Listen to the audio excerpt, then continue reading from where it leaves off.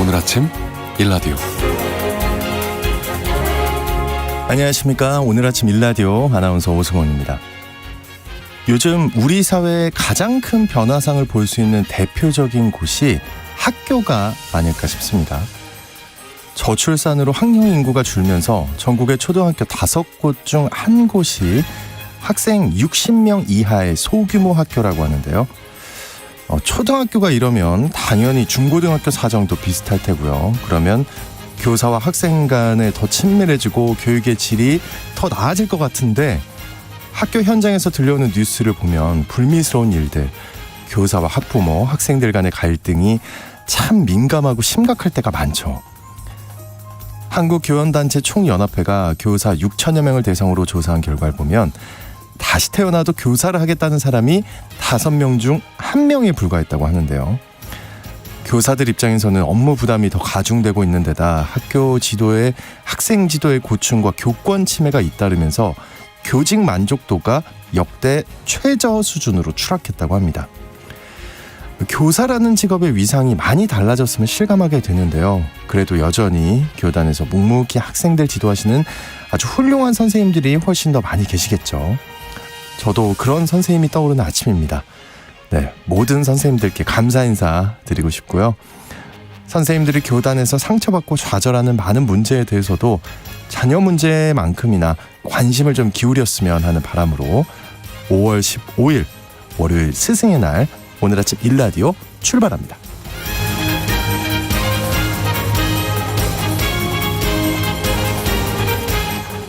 네, 오늘 아침 일라디오 이 시간은 물론 KBS 일라디오의 모든 프로그램은 유튜브 KBS 일라디오 공식 채널이나 모바일 콩 어플리케이션 통해 실시간으로 함께할 수 있습니다. KBS 일라디오 채널 구독과 좋아요, 댓글 많이 부탁드립니다. 자, 매주 월요일 이번 주 농작업 정보 시간 준비되어 있고요. 또 하나의 세상 IT 시간에는 카톡이 내놓은 단톡방 조용히 나오는 서비스 등에 대해 살펴보고요. 좋은데요. 네, 또 건강의료 처방전 시간에는 부모님들에게 유용할 소아과 약에 대한 궁금증 살펴보겠습니다. 자, 청취자 여러분 참여하실 수 있는 퀴즈 관련해서 드릴게요. 저출산이 심각해지면서 이 진료과가 몇 년 후에 없어질 것이란 걱정이 커지고 있습니다. 이미 병원이 많이 줄어서 감기 같은 유행병이라도 도는 계절엔 병원 문 열기 전에 새벽 2, 3시부터 줄을 서는 일명 오픈런 현상이 벌어지고 있다는데, 오늘 방송에서 다루게 되는 방금 소개해드린 과 어딜까요? 네, 추첨을 통해서 농촌진흥청에서 제공하는 웰빙 혼합 잡곡 세트 한 분께, 향긋한 커피를 드실 수 있는 모바일 커피 쿠폰을 4분께 드리겠습니다. 방송에 참여하실 분들은 단문 50원, 장문 100원이 드는 유료 문자 샵 9730으로 보내주시기 바랍니다. 유익한 정보와 살아있는 이야기가 있습니다. KBS 오늘 아침 일라디오. 한 주간 농가에서 알아둬야 할 주요 농작업 정보를 전하는 시간입니다. 농촌진흥청 대변인실 정병진 농촌지도관 전화 연결되어 있습니다. 안녕하십니까? 네, 안녕하세요. 네, 우리 청취자들이 관심을 가질 만한 새로운 농업기술 소식 알아보겠습니다. 어떤 기술이 있나요? 네, 쌀 수급을 안정시키고 네. 밭작물 자급률 향상 정책 추진으로 논에서 콩 등의 밭작물을 재배하는 면적이 꾸준히 늘어나고 있습니다. 논은 벼재배에 적합한 땅으로 물을 담기는 쉽지만 빼기는 어려운데요. 네. 그래서 논의 기능은 유지하면서 밭작물을 재배하기 위해서는 반드시 배수시설의 설치가 필요합니다. 이번에 개발 보급하는 왕겨 충진형 땅속 배수 기술은 땅속에 배수관을 묻지 않고 트랙터로 구멍을 뚫으면서 동시에 왕겨를 압축해 넣어 왕겨 사이로 물을 흐르게 하는 기술입니다. 네, 근데 이거 이름이 왕겨 충진형 땅속 배수 기술. 근데 이 기술 좀 어려워요, 이 농업 기술들이. 예. 네. 어떤 차이가 있나요, 그 전과는? 예.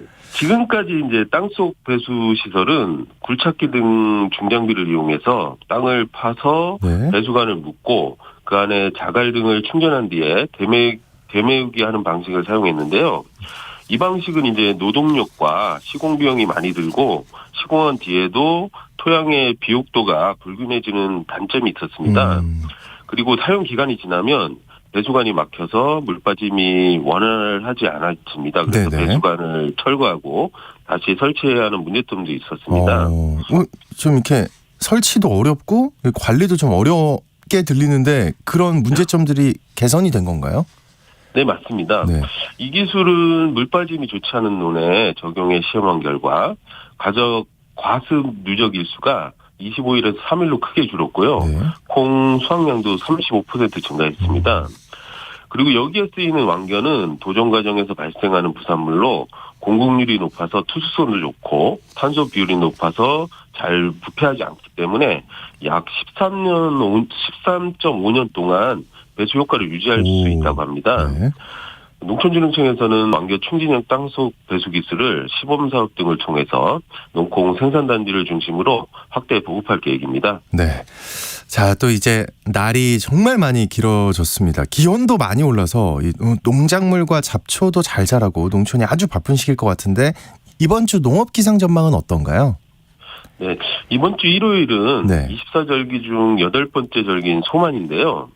예로부터 소만은 햇볕이 강해지고 만물이 무성하게 자라고 더위가 본격적으로 시작되는 날로 농촌에서는 모내기와 보리 수확이 본격 시작되는 시기라고 합니다. 이번 주 기상 전망을 보면 전국적으로 대체로 맑겠고 가끔 구름 많은 날이 있겠습니다. 기온은 아침이 11도에서 20도, 낮 기온은 20 내지 30도로 평년과 비슷하거나 조금 높을 것으로 예상이 됩니다. 네. 자, 이번 주 농가에서 실천해야 할 주요 농작업 정보 알아보겠습니다. 중부 지역에서는 이제 본격적으로 모내기가 시작된다는데 먼저 벼농사는 어떤 준비가 필요할까요? 네, 요즘 농촌 지역에 인력난이 심각한데요. 그래서 노동력을 절감하고 스마트 농업 활성화를 위해서 벼농사에도 드론을 이용한 농법이 전국적으로 확산 보급되고 있습니다. 드론을 이용해서 파종부터 비료 주기, 농약 뿌리기까지 할 수 있기 때문에 젊은 청년 농업인들 중심으로 확산되고 있는데요. 드론을 이용한 직파 재배를 할 때 준비 사항에 대해서 알려드리겠습니다. 먼저 파종 시기는 일평균 기온이 17 내지 18도씨 이상이 되면 파종이 가능합니다. 네. 중부 지역은 5월 18일에서 25일 정도, 호남 지역은 5월 17일에서 31일 사이 하시면 되겠습니다. 종자는 시바르당 3kg 기준으로 준비하시면 되는데요. 가락을 제거하고 종자 소독 후에 1mm 이내로 싹을 틔워서 파종하면 됩니다. 네. 그리고 직파 재배에서 가장 중요한 일이 물관리 기술인데요. 로터리나 정지 작업 시에 균평 작업을 정밀하게 해줘야 물관리를 잘할 수 있기 때문에 균평 작업 시에 각별한 주의와 노력이 필요하다는 거 잊지 마시기 바랍니다. 네. 또 고구마 재배 농가는 어떤 작업이 필요할까요? 네, 고구마 묘를 심는 시기가 5월 상순부터 6월 하순까지인데요. 비닐 멀칭 재배를 하는 것이 보온과 보습에 좋고 토양 유실 방지와 잡초 발생 억제를 해주기 때문에 매우 좋습니다. 고구마 묘는 먼저 자라는 것부터 3 내지 4회에 걸쳐서 잘라서 심으시면 되는데요. 묘 자르는 접기는 8 내지 9마디 이상으로 자란 시기에 묘의 밑둥 부분을 5 내지 6cm 정도 남겨주고 자르면 됩니다. 삽식할 때는 잎이 떨어지지 않도록 주의해서 심으셔야 뿌리 내림이 촉진이 되고 활착이 잘 됩니다. 그리고 묘의 선단잎 4 내지 6마디부터는 덩이뿌리가 나타나기 때문에 그 부분을 땅속에 묻히도록 해주시되 네. 생장점은 땅속에 묻히지 않도록 주의해 주셔야 합니다. 네. 자, 그리고 참깨도 파종할 시기가 된 것 같은데요? 네, 맞습니다. 네. 참깨 비닐 피복 재배의 적당한 파종 시기는 전남과 경남 지역을 제외한 대부분 지역이 5월 상순에서 6월 상순 사이에 파종하시면 되는데요. 5월 상순부터 중순 사이에는 일교차가 크기 때문에 잎꽃병의 피해를 받을 우려가 있습니다. 재배하고자 하는 품종이 선택이 되면 파종 전에 잎꽃병 예방을 위해 적용약제로 종자 소독을 실시한 후에 파종을 하셔야 피해를 예방할 수 있습니다. 네. 또 배추나 무 재배 농가에서 해야 할 일 어떤 게 있을까요? 고랭지 배추를 육묘할 때는 진딧물에 의한 바이러스 전염과 각종 해충으로 인한 피해 예방을 위해서 방충망으로 피복해 주셔야 하고요. 아주 심기 일주일 전부터는 순화를 시켜서 건강한 묘가 되도록 해 주셔야 합니다. 또 뿌리 혹병 예방을 위해 적용약제를 정식 직전에 토양 전면에 혼합 처리하거나 아주 심기 전에 해당 약제에 묘를 담가서 사전 예방되도록 해줘야 합니다. 네. 그리고 노지의 본무는 웃거름을 2회로 나눠서 줘야 하는데요. 1회는 파종 20일 후에 포기 사유해 주시고 2회는 15일 후에 포기에서 15cm 떨어진 곳에 깊이 10cm 정도로 고르게 뿌린 다음에 덮어주시면 되겠습니다. 네. 굉장히 섬세한 작업처럼 들립니다. 네, 그럼 또 과수 재배 농가 해야 할 일 어떤 게 있을까요? 네, 과수는 개화가 끝나고 나면 우수한 품질의 과일을 생산하기 위해서 열매 속기 작업을 해줘야 하는데요. 네. 사과는 만개 2주 후에 과일의 정상적인 수정 여부가 육안으로 판별이 되면 속기 작업을 시작해서 6월 상순까지는 마무리하셔야 됩니다. 네. 그리고 배의 경우에는 생리적 낙과가 지나고 착과가 안정이 되면 가급적 빨리 실시하시면 되는데요. 2 내지 3회 나누어 하는 것이 좋습니다. 또 복숭아의 경우에는 예비 속기, 본 속기, 마무리 속기로 나누어 실시하면 되는데요. 예비 속기는 만개 후 2 내지 3주경, 본 속기는 만개 후 40일 전후에 실시하시면 됩니다. 그리고 마무리 속기는 만개 후 60일 이후에 실시하시면 되겠습니다. 네, 오늘 이번 주 농작업 정보 잘 들었습니다. 감사합니다. 네, 수고하십시오. 네, 지금까지 농촌진흥청 대변인실의 정병진 농촌지도관님이었습니다.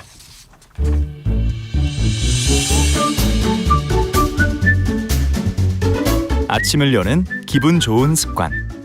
KBS 오늘 아침 1라디오.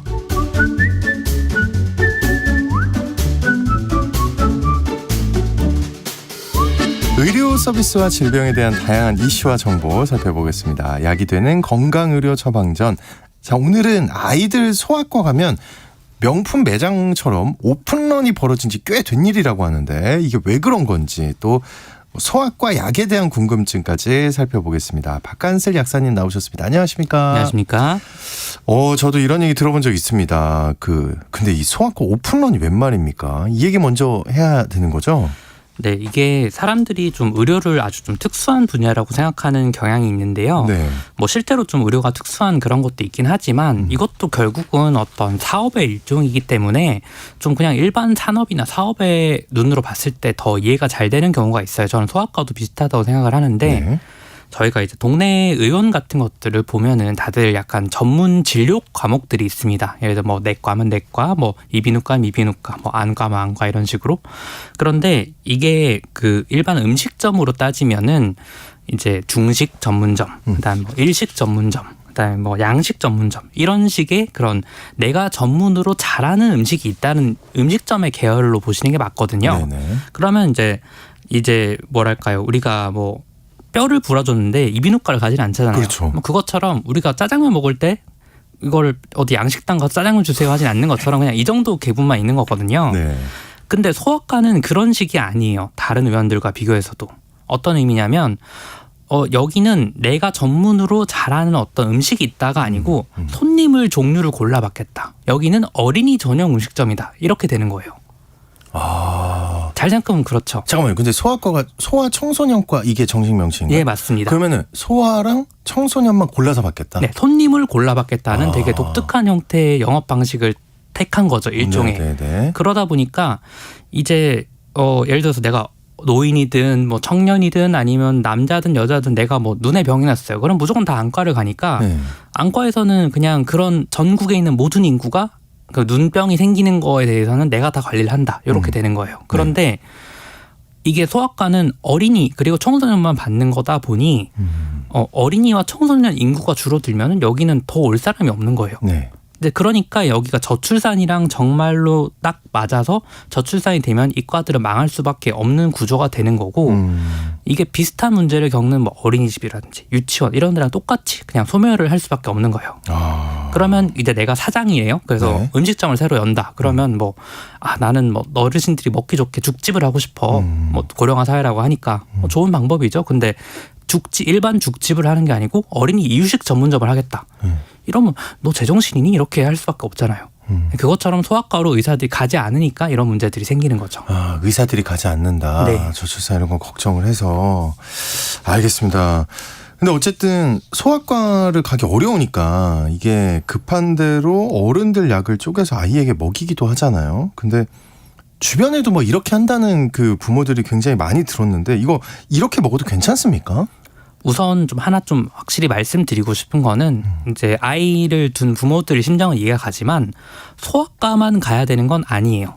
그러니까 애가 배고파요. 근데 어린이 음식점을 갈 필요는 없고 이제 동네 내과 같은 곳을 가더라도 소아라는 특수성이 조금 그런 걸 더 고려되긴 어렵겠지만 그래도 진료는 충분히 볼 수 있기 때문에 급하면 다른 의원들을 가는 게 더 좋다를 먼저 말씀드리고 싶고 네. 그와 별개로 이제 급해서 애가 당장 아픈데 뭐 밤늦은 시간이고 그냥 갈 데도 없다. 그래서 약을 쪼개서 먹인다. 가능합니다. 그런데 원칙을 좀 말씀드리고 싶어요. 먼저. 네. 이제 우리가 약 먹을 때 그냥 그렇게 유심히 보지는 않는데 사실은 약에 보면은 분할선이 있습니다. 저 본 것 같은데. 약 표면에 이렇게 선이 쭉 꺼져 있는 네. 경우가 있거든요. 네. 그런 약들은 쪼개서 먹을 수 있도록 아예 그렇게 만들어진 약이에요.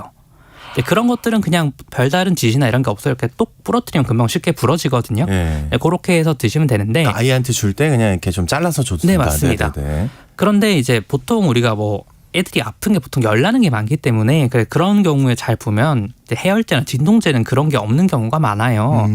그럼 이거 잘라서 먹어도 되냐? 좀 애매하죠. 근데 먹여도 됩니다. 보통은 해열제나 진통제 정도는 다 그렇게 해도 됩니다. 네. 대신에 이제 뭐 인터넷에 이제 검색을 해보면 어린이 약 용량이 나옵니다. 그래서 킬로그램당 얼마. 몇 미리 이런 식으로 돼 있으니까 이제 약을 잘 쪼개서 그거에 맞춰줘요. 그냥 대충 애기니까 반알 정도 주면 되지 않을까? 보다는 좀 더 이제 더 잘게 쪼개야 될 수가 있다는 거죠. 애기 몸무게에 따라서. 네. 그 설명서를 꼭 읽어봐야 되겠네요. 네, 맞습니다. 그리고 네, 이게 그냥 그렇게 쪼개서 근데 설명서 말씀하신 것처럼 그 용량을 맞추려면 약을 뭐 12등분해서 한 번을 주라 아니면 뭐 10등분해서 한 번을 주라 이런 거를 우리가 집에서 할 수가 없잖아요. 그렇죠. 이게 약국에는 조제형 커터기가 따로 있어가지고 그런 게 좀 되는데 그게 안 되다 보니까 뭐 그럼 가루를 내서 주면 되지 않을까? 이렇게 하시는 분도 계시는데 네. 그거보다는 저는 추천하고 싶은 게 물에 녹여서 주시는 걸 추천을 드리고 싶어요. 그래서 그게 어떤 식이냐면 예를 들어서 뭐 아이의 그 체중에 맞춰서 하려면 약을 12등분해서 몇 번 줘야 된다. 이러면 12등분을 할 수는 없잖아요. 어렵죠. 근데 네. 약 하나를 물 120ml에 녹였다. 그러면 10ml만 주면은 이게 약의 12분의 1 등분이 된 거랑 같은 거잖아요.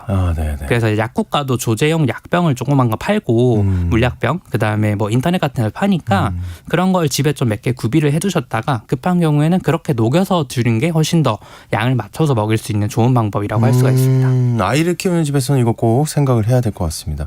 근데 조금 전 6시 27분에 강원도 동해시 북동쪽 74km 해역에서 규모 4.0의 지진이 발생했고요. 이어 또 6시 30분입니다.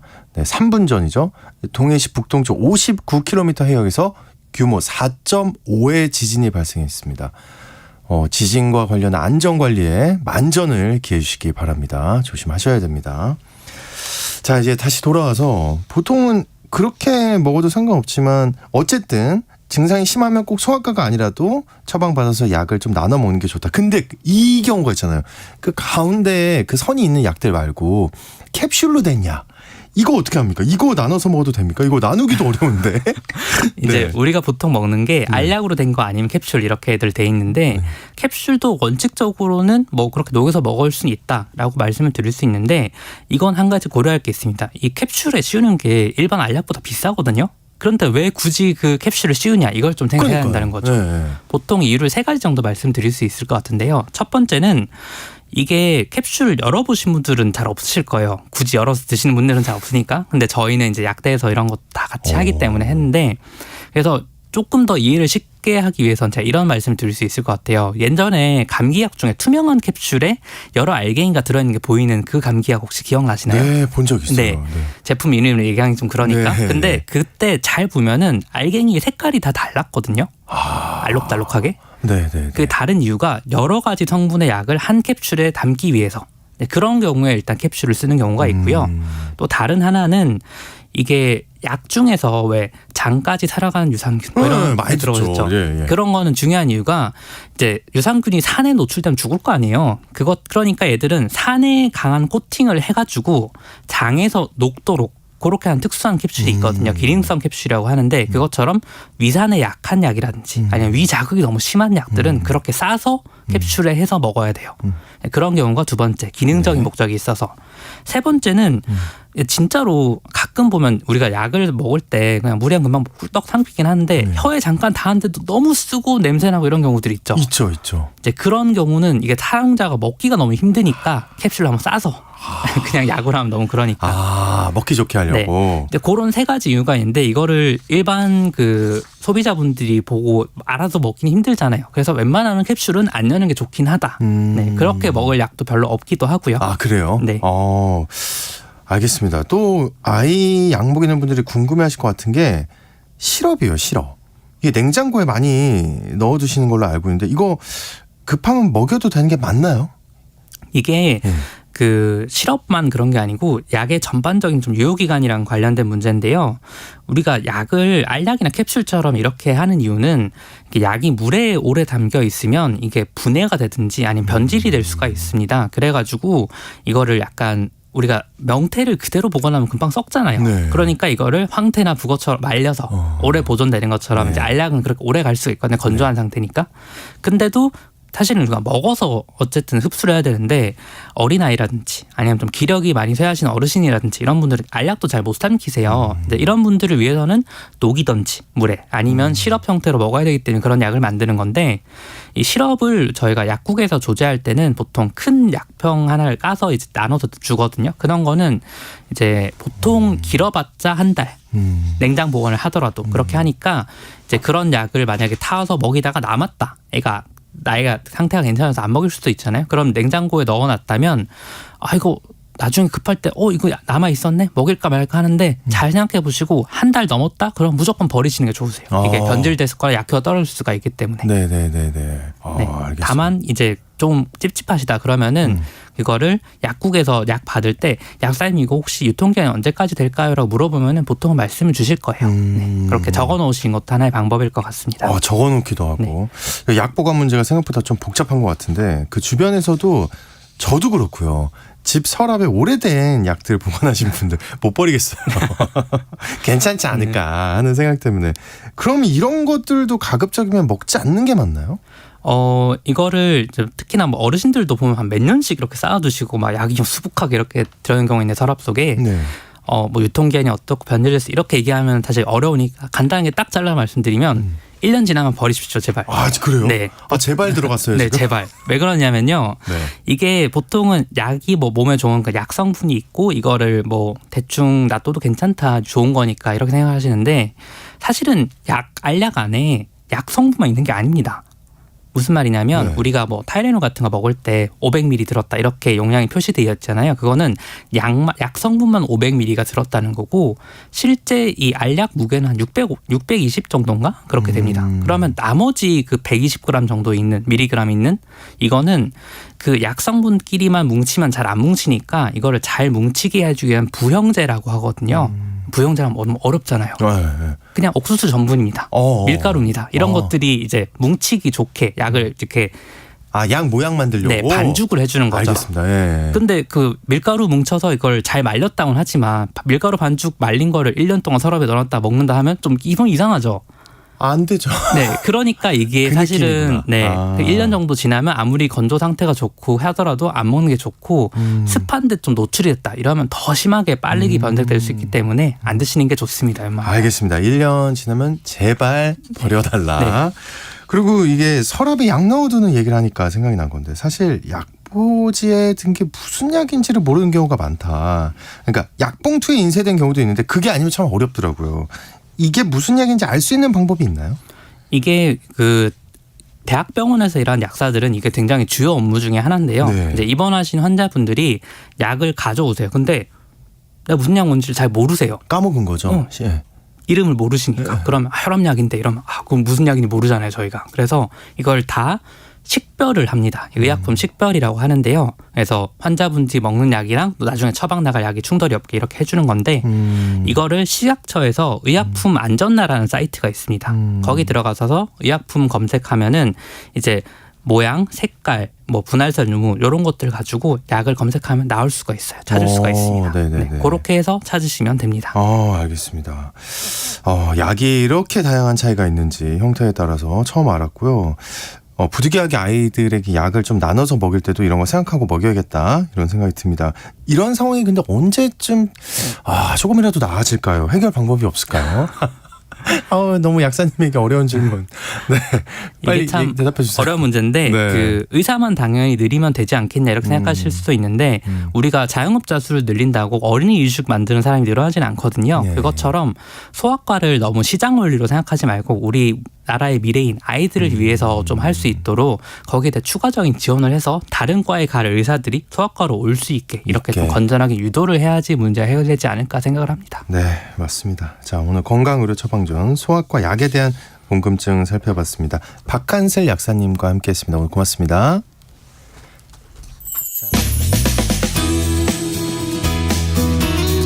활기찬 하루를 여는 오늘 아침 일라디오 건강한 아침 습관.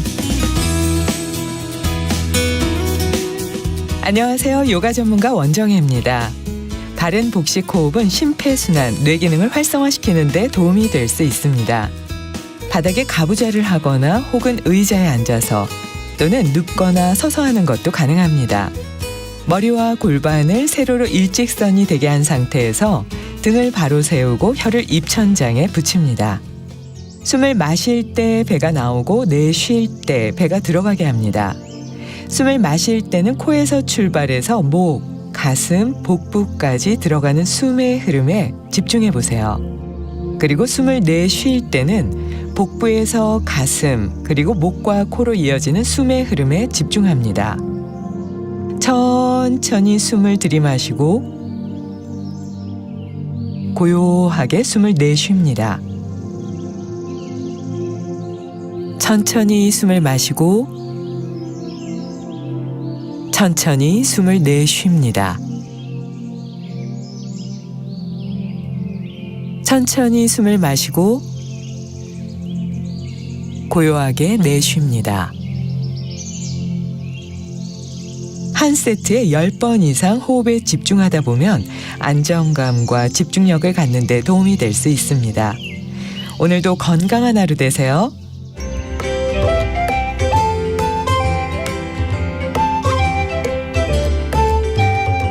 상쾌한 하루의 시작. KBS 오늘 아침 일라디오.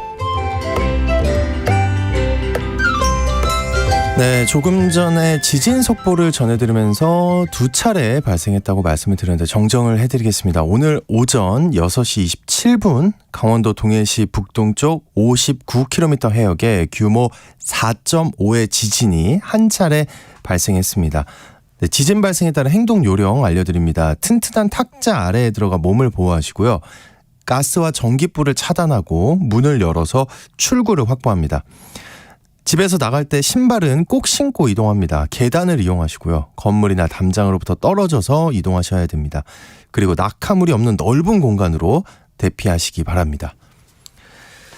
자, 우리가 반드시 알아야 할 또 하나의 세상 IT. 오늘 이 뉴스 궁금했는데 알려주신다고 합니다. 카톡 단톡방 조용히 나가기.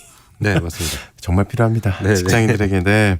네, 구글의 인공지능 서비스 소식에 대해서 또 히든 브레인 연구소의 송태민 소장님과 함께 얘기 나눠보겠습니다. 드디어 기다리던 서비스입니다. 네, 눈치 보느라 참고 있던 방들 티 안 나게 나올 수 있다고요. 맞습니다. 네. 일단 카카오톡 단톡방에 이제 나가게 되면은 네. 보통 오승원 님이 채팅방을 나갔습니다. 라고 이렇게 나오잖아요. 네. 그런데 이제부터는 선택에 따라서 조용히 나갈 수 있는 기능이 생긴 겁니다. 다시 말해서 이제 다른 참여자들이 대화방의 전체 구성 목록을 일부러 보면 사실을 알 수 있겠지만은 네, 그 확인하기 전까지는 모른다는 거죠. 너무 좋은데요? 네네. 예, 근데 막 그런 경우 있잖아요. 아, 일단 다음에 물어볼게요. 네네. 머릿속에 떠오르는 게 많은데. 저만 그런 게 아닐 것 같아요. 이 단톡방 때문에 스트레스 받는 경우가. 사람들의 반응 어떻습니까? 맞습니다. 일단은 다들 좋아하시는 것 같아요. 드디어 이제 단톡 지옥에서 해방됐다라는 사람들도 이제 있는 거고. 그다음에 이제 몇 년 동안 단톡방에 이제 물려 있어서 나올 수가 없었는데 드디어 이제 나올 수 있었다라고 하면서 사람들이 굉장히 많이 좋아했습니다. 그러니까 진작에 있어야 할 서비스였다. 이때까지 맞아요. 카카오톡이 한 업데이트 중에서 가장 잘했다라는 부분들도 있었고요. 그다음에 보통은 이제 참여자 수가 적다면은 반대로 이제 나가는 것도 알 수는 있을 것 같아요. 네, 아무 표시 안 나더라도. 네, 보이죠. 그래서 이제 말하고 나가는 게 그렇게 어려운 일이냐라는 사람들도 있더라고요. 그래서 뭐 반대 사람들은 언제나 존재하니까. 말하고 나가는 거 어려워요. 네, 맞아요. 어렵죠. 주목이 확 되잖아요. 그럼요. 그래서 이게 조용히 나갔는데도 다른 사람들이 내가 나간 줄 모르고 나한테 말을 하면은 더 민망한 일이 또 벌어지는 게 아니냐라는 얘기도 좀 있었습니다. 네, 지금 이 방송을 듣고 바로 나가시면 안 됩니다. 네, 맞습니다. 이게 뭔가 방법이 있을 것 같아요. 이 기능 사용하려면 어떻게 해야 되는 겁니까? 네, 일단은 앱을 업데이트해야 돼요. 가장 최신 버전을 업데이트하고요. 그다음에 설정에 들어가서 실험실 사용하기에 조용히 나가기라는 기능이 있습니다. 얘만 그냥 키면 되기 때문에 한번 해보시는 걸 추천드리고요. 그동안에 이제 아까 말한 것처럼 뭐 단톡 지옥이다 혹은 카톡 지옥이다 이런 이제 원하지 않는 피로감을 이제 호소하는 경우가 많았기 때문에 사실 지난 2월 달에는 국회에서 이른바 이제 카톡 조용히 나가기 법안까지 이제 제출되기도 했었습니다. 그래요? 네. 이거 굉장히 좋은 법이네. 네. 아니, 저도 업데이트 진짜 해봐야겠습니다. 그리고 또 다른 소식도 하나 더 들고 오셨다고요. 맞습니다. 네. 일단 챗 GPT 얘기를 과거에 좀 많이 했었는데요. 챗 GPT가 인공시장에서 아무래도 선두를 달리고 있는데 구글도 빅테크 기업인데 가만히 있을 수가 없잖아요. 그래서 구글이 인공지능 이제 바드라는 이름으로 이제 서비스를 공개를 했고요. 드디어 시범 서비스도 시작을 했습니다. 그런데 이제 시범 서비스에 한국어가 가장 먼저. 네, 가장 먼저 시범 서비스로 물론 이제 영어가 있겠지만은 영어와 한국어를 가장 먼저 이제 서비스를 이제 시작을 했어요. 그렇다 보니까 아무래도 관심이 더 많이 쏠릴 수밖에 없고요. 아무래도 좀 신기했던 거는 뭐 스페인어나 중국어, 힌두어 등 한국어를 제외한 언어들이 굉장히 많은데도 그렇죠. 사람들이 왜 많이 한국어를 쓰는. 많이 했을까? 네. 이유가 뭘까요? 네, 일단은 구글 대표인 이제 순다르 피차이에 따르면은 한국어, 일본어 같은 경우는 영어와는 약간 어순이라든지 방식이 좀 다르잖아요. 그렇다 보니까 다른 언어도 영어만큼 잘한다라는 거를 자기네들이 선보이고 싶었던 이런 부분이 있었고요. 그다음에 이 CEO가 또 얘기한 것 중에 하나가 한국과 일본이 신기술 습득이 좀 빠르다. 그렇다 보니까 이 바드에 대한 수용도가 높지 않을까라고 예상을 했다고 하고요. 그다음에 약간 1999년도에 한국에 방문했던 일화도 이제 소개를 했었어요. 서울에 택시를 탔는데 택시 기사가 휴대폰을 동시에 3개를 쓰고 있는 모습을 보고서 한국이 약간 특이하다. 여기 IT의 강국이다라고 생각이 좀 들었던 것 같아요. 그다음에 일본 같은 경우는 식당에 갔는데 건너편에 앉은 사람들이 문자 메시지를 빨리 이렇게 하는 걸 보고서 일본도 약간 심상치 않다라고 생각을 했다고 합니다. 네, 잘 봤네요. 네. 이번 한국어를 가장 먼저 진행하게 되면서 국내 검색 사이트 순위 바뀌는 거 아니야? 구글은 그런 기대를 하지 않을까요? 맞아요. 충분하게 그럴 생각으로 아마 한국을 먼저 하지 않았을까라고 생각이 들어요. 이유는 검색 사이트의 제왕이라고 했던 이 구글이 사실 한국만 점령을 못하고 있거든요. 그렇다 보니까 이제 구글이 영어 다음으로 한국어를 지원하는 속내는 진짜는 이제 이 검색 시장을 먹기 위해서다라고 보고 있습니다. 국내 같은 경우는 사실 네이버가 62%, 구글이 31%, 다음이 5% 수준으로 이제 검색 엔진 점유율이 좀 나올 것 같은데요. 전 세계에서 구글은 사실 90% 이상이에요. 그러니까 한국만 잘 안 되는 거죠. 그래서 이제 근데 이거가 유독 이제 한국에서 네이버에서 밀리다 보니까 아마 이번에는 좀 달라지지 않을까라고 하는 기대도 약간 있습니다. 저는 외려 구글이 31%라 그러셨잖아요. 네네. 이게 더 놀라운데요? 네. 전 생각보다 높다고 지금 생각을 해요. 네. 그럼 구글이 이렇게 국내 검색 시장을 노린다면 네이버 입장은 어떨까요? 네. 우선 좀 전에 놀랐던 얘기 잠깐만 해볼게요. 네네네. 왜 구글이 갑자기 많아졌을까? 좀 궁금해요. 스마트폰 때문에. 스마트폰. 네. 구글 베이스의 그 맞아요. 스마트폰. 안드로이드 기반 같은 경우는 아무래도 구글 기반이다 보니까 자연스럽게 구글 뭔가 검색어만 넣으면은 구글에서 검색이 되거든요. 네. 그렇다 보니까 자연스럽게 점령을 했다라고 볼 수 있을 것 같습니다. 분명히 네이버는 그런 거 싫어할 것 같은데 어떨까? 맞아요. 네이버 같은 경우는 일단 발등에 불이 떨어졌어요. 이제 큰일 났죠. 네. 네, 아무래도 이제 압도적인 이런 한국 검색 지위가 위협받을 수밖에 없을 것 같은데요. 네이버는 올 여름 이후에 생성형 AI를 선보일 예정이다 보니까 아무래도 이런 새로운 기술이 나왔을 때 플랫폼 같은 경우는 먼저 선점하는 게 추후에도 계속 1등을 할 수 있는 이런 부분이 있거든요. 그렇다 보니 속도전에서 지게 된다면은 진짜 순위가 바뀌게 될지도 모르겠다라는 생각이 있고요. 사실 이뿐만 아니라 바드는 이번에 한국어뿐만 아니라 일본어도 같이 지원을 합니다. 근데 일본어도 지원한다는 거는 네이버한테 역시 또 안 좋은 거예요. 아, 네이버가 일본에서도 잘 나갑니까? 맞습니다. 오. 네, 하나 예를 들면은 네. 일본에서는 최대 포털은 야후 재팬이라는 회사예요. 근데 야후 재팬이 네이버와 같이 시너지를 확대하고 있기 때문인데요. 검색 점유율 일본 같은 경우는 1위가 구글 77%고요. 그다음에 네. 야후가 14%로 2위예요. 네. 하지만 이제 네이버가 만들었던 라인이라는 메신저 아시죠? 네. 일본에서는 국민 메신저라고 하는데요. 그래서 지난 2021년 라인과 야후 재팬이 경영 통합을 했고요. 그다음에 지난 2월 달에는 합병을 했고 오는 10월에는 라인 야후라는 이름으로 출범할 예정이라고 합니다. 이거 라인 굉장히 많이 쓰는 걸로 알고 있는데 그죠? 네. 아, 이 네이버는 그러면 생성형 인공지능을 언제 출시합니까? 네, 일단은 올해 여름이라고 했는데 초대규모 AI라고 이제 자기네들이 얘기하는 하이퍼 클러버 X라는 이름으로 이제 선보일 예정입니다. 네. 물론 뭐 이름이 추후에는 바뀔 수도 있는데 자기네들은 챗 GPT 대비해서 한국어를 6,500배 더 학습했다. 한마디로 한국어에 특화돼 있다라는 강점을 내걸었습니다. 그래서 네이버는 이 하이퍼 클러버 X를 기반으로 해서 뭐 가칭인데 서치 GPT라는 이름으로 해서 또 하반기에 선보일 예정에 있는데요. 죄송합니다. 예. 아이고야. 시원하게 하세요. 죄송합니다. 네. 네. 이 네이버 같은 경우는 약간 다른 차별화란 무엇일까라고 하면은 라인웍스라고 해서 일본 내에서도 회사 안에서 쓰는 이런 기업용 서비스가 있습니다. 그래서 이런 기업용 서비스랑 엮어가지고서 같이 서비스를 뭐 차별화할 거다라는 부분이 있는데요.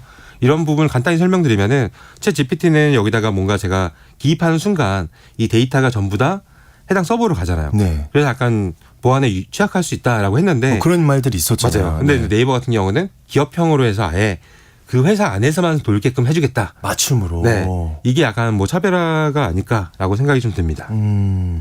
그러면 구글의 새로운 이 인공지능 바드의 성능은 어떤가요? 네, 제가 한번 써봤어요. 오. 왜 써봐야지만 사실 국내 순위를 바꾸던지 말던지 얼마나 좋은지 알아야 되잖아요. 네네. 그래서 한번 제가 몇 가지 써봤는데요.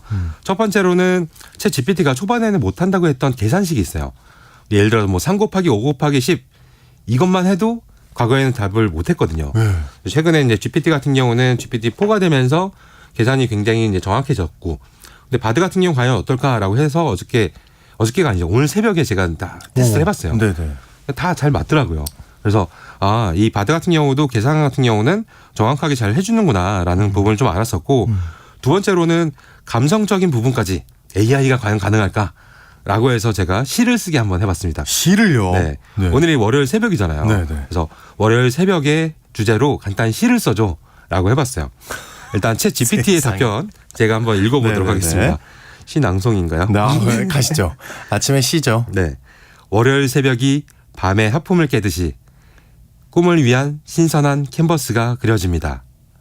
이게 와. 네, 이게 챗 GPT의 답변이고요. 세상에. 구글 바드의 답변은 월요일 새벽 나는 일어나야 한다는 것을 압니다. 하지만 나는 그냥 누워 있고 싶어. 뭐 제가 시를 잘 아는 건 아니지만은 네, 구글 바드는 뭐 공감하는 내용이지만은 뭔가 감성적인 면이 좀 전혀 없어 보여요. 아, 너무 재밌어요. 네, 네. 그다음에 최신 정보도 과연 아는지 답변을 한번 물어봤어요. 네. KBS 오늘 아침 1라디오 진행자는 누구야? 오. 네. 챗 GPT는 네. 제 마지막 교육 데이터는 2021년 9월까지이므로 진행자에 대한 정보를 제공할 수 없습니다. 라고 나왔고요. 구글 바드 같은 경우는 KBS 1라디오 아침 프로그램인 뭐 라디오는 네. 평일에는 오승원 아나운서, 네. 토요일에는 이산영 아나운서가 진행합니다.라고 이렇게 나옵니다. 야, 팽팽합니다. 네. 시는 챗 GPT가 잘 쓰고 네. 진행자를 맞추는 거는 구글 바드였다. 네. 알겠습니다. 아주 흥미롭게 이게 진행이 될 것 같은데 네, 오늘 또 다른 세상 IT 카톡 일단 업그레이드 바로 하겠습니다. 또 구글 바드도 한번 써보도록 하겠습니다. 네. 오늘 얘기 감사합니다. 네. 히든브레인 연구소의 송태민 소장님과 함께했습니다. 아, 너무 재밌네요. 자, 8026님 정답. 소아청소년과. 네, 우리 딸이 지난주에 첫 딸을 낳았어요. 아, 그러니까 따님을 낳았군요. 네, 건강하게 자라주길 바라고 딸도 빨리 회복되길 빕니다. 아이고, 너무 축하드립니다. 8026님. 네, 그리고 진짜 말씀하신 대로 딸도 빨리 회복되길 바라고요. 우리 손녀딸, 너무 귀여운 손녀딸도 아주 건강하게 자라길 저도 기도하겠습니다. 6503님 수학과요. 저도 아이들을 키우고 있어서 걱정이에요. 유유 이렇게 보내셨어요. 뭐 다 이렇게 진짜 걱정하시는 분들 너무 많은 것 같아요. 네. 3345님 소아과입니다. 저도 아이 돌봄 일을 하는데 지난주에 제가 보는 22개월 아이가 열이 많이 나서 소아과로 갔는데 들어가면서 놀랐어요. 병원 안에 아픈 아이들이 얼마나 많은지 2시간을 기다리는데 정말 힘들었습니다. 네, 아유.